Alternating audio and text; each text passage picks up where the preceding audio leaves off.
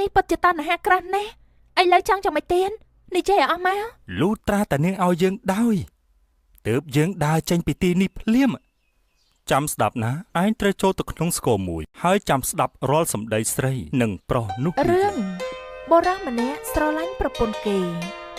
មាននិទានមួយដំណាលមកថាមានបុរសម្នាក់ឈ្មោះមានុំជាអ្នកកាប់អុសយកទៅលក់ជាសំណាងរបស់គាត់ដែលបានប្រពន្ធក្រមុំរូបឆោមល្អឈ្មោះថាកុលធីតាសម្រស់ស្អាតអស្ចារ្យលើស្រីនានាក្នុងភូមិនាពេលរាត្រីនាងកុលធីតាក៏ដើរទៅរកប្តីខ្លួនមិនទាន់ចូលសម្រាប់ទេឯបងអូនៅទេអូនមកអង្គុយលេងជាមួយបងសិនមកនាងក៏អង្គុយអូនមើលណោព្រះច័ន្ទយប់នេះស្អាតណាស់តែបងថាទោះស្អាតយ៉ាងណាក៏នៅតែចាញ់សម្រាប់អូនដែរបងឯងសរសើរអូនពេកហើយមិនឲ្យសរសើរយ៉ាងម៉េចបើប្រពន្ធបងស្អាតយ៉ាងនេះគិតទៅបងមានសំណាងណាស់ពួកគេក៏និយាយសាសងគ្នាក្រោមពន្លឺរស្មីចន្ទ្រានោះទៅចូលដល់ក្នុងផ្ទះហើយយ៉ាយប់នេះដូចជារងាខុសធម្មតាណោះរឿងអីមិនរងាបើសពដងបងឯងដេកទៅឯងហ្នឹងហើយថ្ងៃនេះមកចម្លែកអីដេកដល់ឯងវាត្រូវតែរងាអញ្ចឹងហើយអូនឯងអត់យល់ពីន័យបងសោះបងថានេះក៏ព្រោះតែចង់អោបអូននឹងណាចុះបងក៏មិននិយាយឲ្យចំអូនមិននឹងដឹងអូនមិនមែនគ្រូទេឯណាបងនិយាយរួញពួកគេកេងអោបគ្នាយ៉ាងមានក្តីសុខក្នុងរាត្រីនោះទៅព្រលឹមមកដល់ព្រះសូរ្យាចាប់ផ្ដើមជះរស្មីលើធរណីបូកផ្សំនឹងសំនៀងមន់រងាវអើងកងបងមេនុំក្រោកឡើងបងអូនរៀបចំអាហារហើយបងភ្លាមនោះមានុបក៏ភ្ញាក់ខ្លួនក្រោកឡើងដេកជ្រុលបដោយឆាប់ក្រោកមកបងប្រយ័ត្នម្ហូបត្រជាក់អស់បាទអូនបងរៀបចំទៅហើយបន្ទាប់ពីហើយមានុបហើយនាងក៏ដើរទៅមើលដំណាំនៅក្បែរផ្ទះអីចាមិននឹកស្មានថាល្ពៅទាំងនេះល្អអញ្ចឹងសោះឯត្រប់វិញក៏ផ្លែច្រើនទៀនដល់តែអញ្ចឹងដូចចង់ស្លោកកោដល់ហើយនេះកំពុងតែសប្បាយចិត្តនឹងភោគផលដំណាំភ្លាមនោះប្តីនាងក៏ហៅអូនធីតាមកនេះមកផ្លែតនាងក៏តបចាបងអូនទៅហើយនាងក៏ដើរទៅកាន់មានុបមានរឿងអីមែនទេបងបានជាហៅអូនអូគឺថាណែថ្ងៃនេះបងដូចជានឹកចង់ហូបសម្លកកូអីក៏ជួនគ្នាល្អម្ល៉េះអូនទៅតែនឹកគិតដល់សម្លនេះអំបញ្ញមិញនឹងឯងអូអញ្ចឹងអូនជួយស្លប់ផងណាមួយវិញទៀតអូនមិនចាំបាច់ប្រឹងធ្វើការច្រើនពេកទេព្រោះបងយកអស់ទៅលក់នៅផ្សារក៏បានប្រាក់សមល្មមអាចទិញបន្លែយកមកធ្វើម្ហូបបានហើយបើមិនឲ្យអូនធ្វើអូនអបសុកណែបងឯងមើលចាអូនគ្រាន់តែដាំលេងសោះវាឲ្យផលល្អប៉ុណ្ណឹងហើយណាមួយក៏ជួយកាត់បន្ថយចំណាយដែរណាបងត្រូវហើយអូនអញ្ចឹងបានដូចជាពាក្យចាស់ពោលថារពើដៃផ្ទៃឆ្អែតអញ្ចឹងបងយកអស់ទៅលក់សិនហើយចាបងធ្វើដំណើរសុខសប្បាយតាមផ្លូវណែបាទរសៀលបន្តិចនាងកុលធីតាដើរទៅងូតទឹកសម្អាតកាយនៅឯកំពង់ទឹកមួយស្រាប់តែភ្លាមនោះនាងក៏ក្រឡេកភ្នែកឃើញបុរសម្នាក់ពួននៅពីក្រោយដើមឈើមួយអំបញ្ញមិញដូចជាមានមនុស្សម្នាក់លបតាមខ្ញុំណែហើយសង្ស័យតែស្វាងភ្នែកទេនាងមិនចាប់អារម្មណ៍រួចបន្តដើរទៅមុខទៀតមកដល់កំពង់ទឹកអីចាថ្ងៃនេះអត់មានអ្នកណាមកមុជទឹកមុជភក់ទេម្សិលមិញគ្រាន់មានគ្នាខ្លះដល់ថ្ងៃនេះស្កាត់ឈឹងតែម្ដងនេះបន្ទាប់មកនាងក៏មុជទឹកសម្អាតកាយស្រាប់តែរំពេចនោះក៏មានសម្លេងរង្គើចេញពីដើមឈើមួយគុំនាងឆ្ងល់ក៏ស្រែកសួរអ្នកណាគេនៅទីនោះឆាប់ចេញមកនាងចាំមើលមួយសន្ទុះក៏មិនឃើញមានអ្វីរួចក៏ប្រញាប់រូតរះចេញពីតឹងហើយដើរសំដៅទៅកាន់ផ្ទះវិញទៅនាងចេញផុតបានមួយស្របក់បុរសនោះក៏ងើបឡើងហើយនិយាយថាអូយសម្រស់នាងពិតជាមិនធម្មតាមើលយូរកាលណាកាន់តែមានអារម្មណ៍រីឯសុដន់រឹតតែមូលខ្លំពិតជាស័ក្តិសមនឹងរូបរាងកាយណាហើយស្អែកអញនឹងមកមើលនាងម្ដងទៀតមកដល់ផ្ទះនាងក៏ប្រញាប់រៀបចំធ្វើម្ហូបជូនប្តីនាងមុនពេលមកដល់អំឡុងពេលស្លនាងក៏អង្គុយភ្លឹកនឹកគិតដល់រឿងកាលពីល្ងាចថាទៅល្ងាចមិញប្លែកណាស់ មានអារម្មណ៍ថាមាននរណាម្នាក់តាមខ្ញុំតែរកមើលហើយបែរជាមិនឃើញសង្ស័យមួយរយៈនេះគិតច្រើនពេកហើយរួចនាងក៏រៀបចំបាយសម្លទឹកត្រៀមចាំប្តីស្រាប់តែភ្លាមនោះមាណពមកដល់ល្មមអាយ៉ាក្លិនឈ្ងុយយ៉ាងនេះច្បាស់ជាសម្លកកូរបងហើយអញ្ចឹងមួយចាននេះបងសុំហើយណាពួកគេក៏នាំគ្នាហូបទៅឆ្ងាញ់ទេបងសម្លកកូរស្នាដៃអូនបើមិនឆ្ងាញ់មិនមែនអស់ពីចានបែបនេះទេអូនអញ្ចឹងបងពិសាឲ្យបានច្រើនទេដើម្បីបើកម្លាំងណាបងអាយ៉ា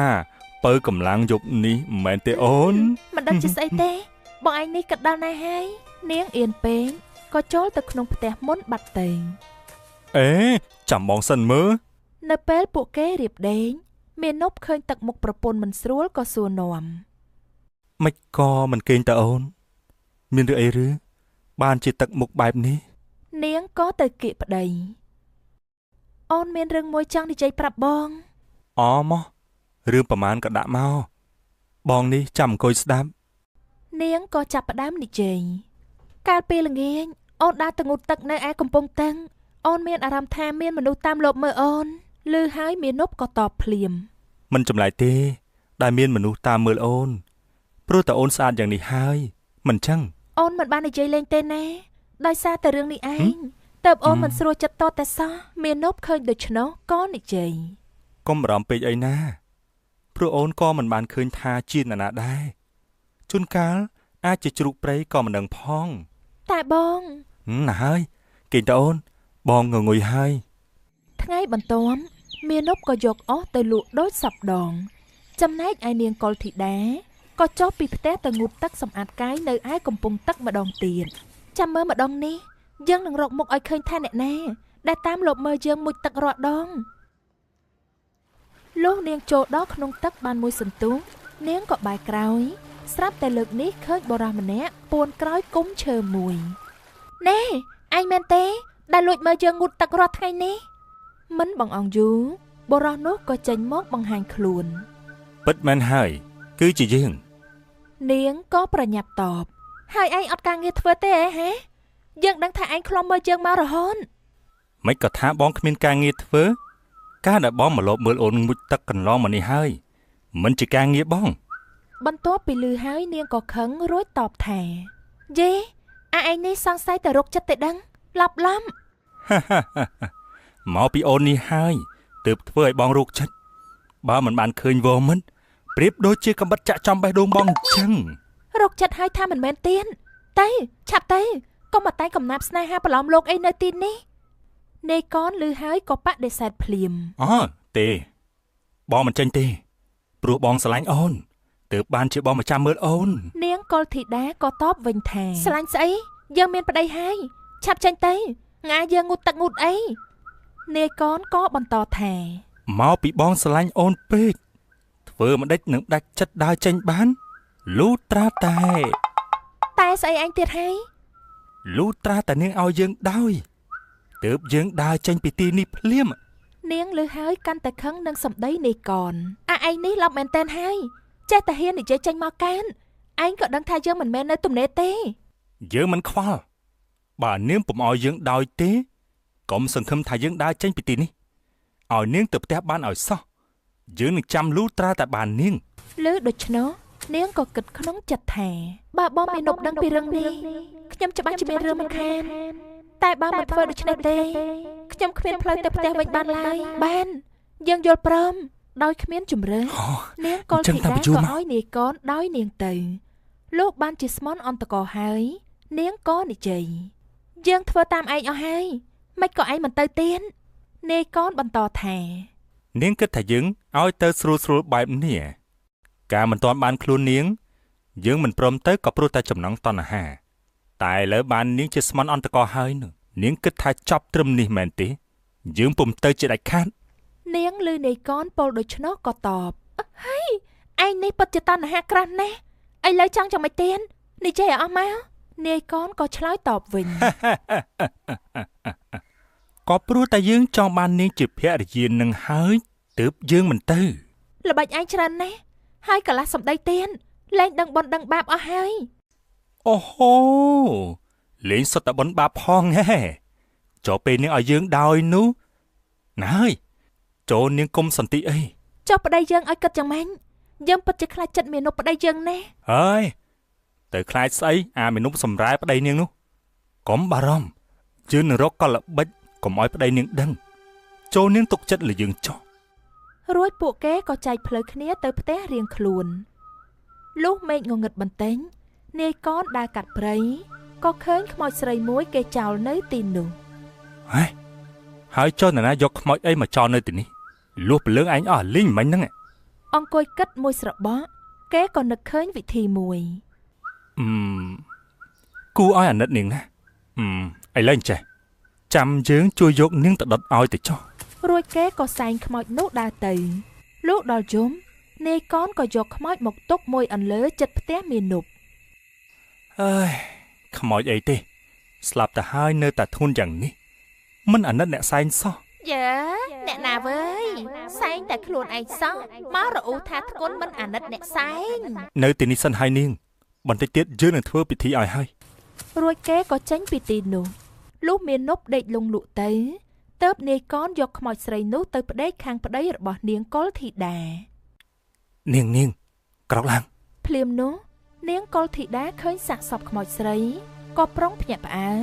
តែនាយកនក៏ខាត់តន់កុំមាត់ប្តីនាងលឿនហើយមកឆាប់ទៅជាមួយយើងឲ្យលឿន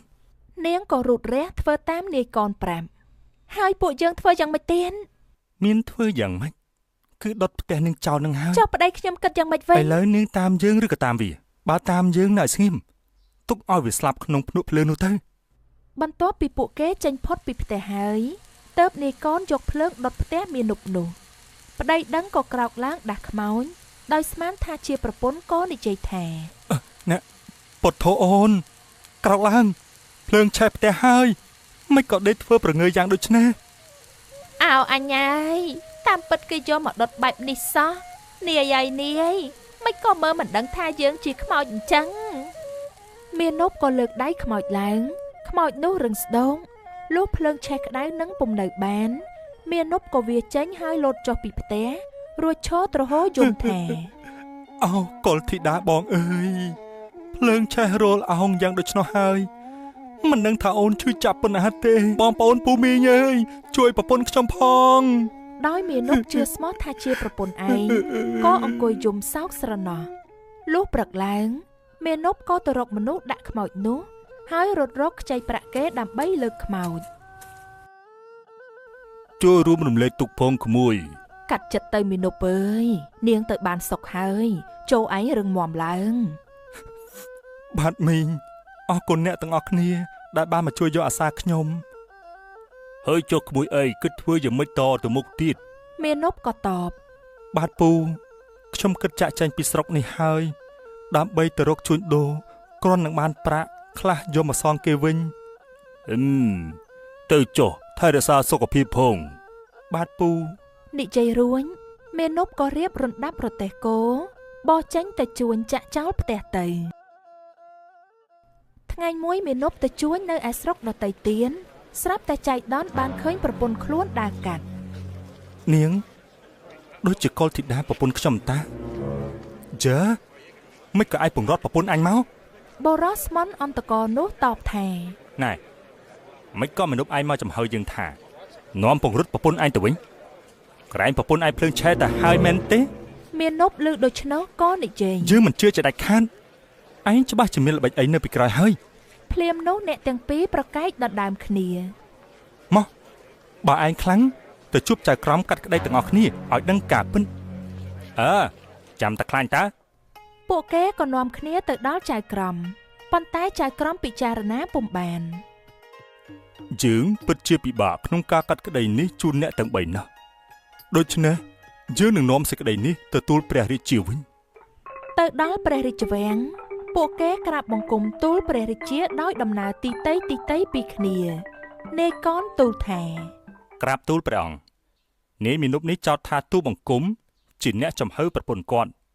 ហើយថែមទាំងថាជាប្រពន្ធទៀតទាំងដែលការពិតប្រពន្ធគាត់ភ្លើងឆេះទៅហើយព្រះអង្គ